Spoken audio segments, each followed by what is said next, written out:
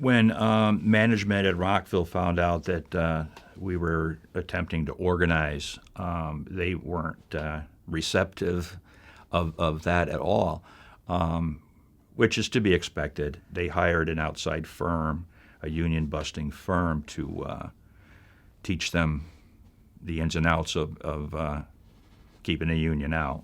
It was textbook how they presented themselves, and how they intimidated people and bullied people. It was textbook. The people I represent at Manchester are the service workers local. They're the least paid individuals in a hospital format, in a hospital. And it's the same thing at Rockville. They went about their daily duties and got summoned for a mandatory meeting into their department. And they were like, hey, what's this all about? And the manager did not tell them at the time, what was it about. All of a sudden, like a conga line, in comes the CEO and the head of HR and some other cronies marching themselves in, blocking the doorway for their exit. You got $1 million man sitting here intimidating minimum wage workers. As a typical approach to organizing, the company you're trying to organize will always give the workers a raise while you're organizing to try to sway votes.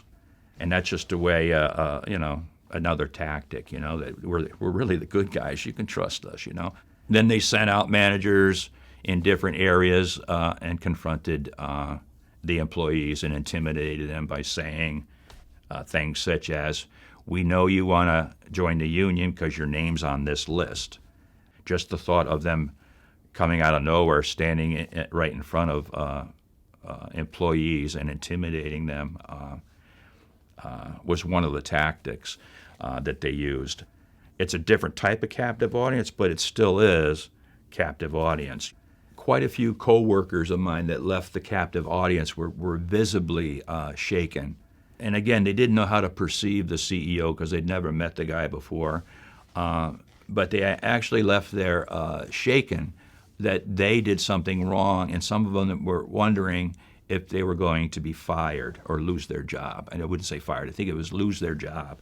This legislation would benefit workers.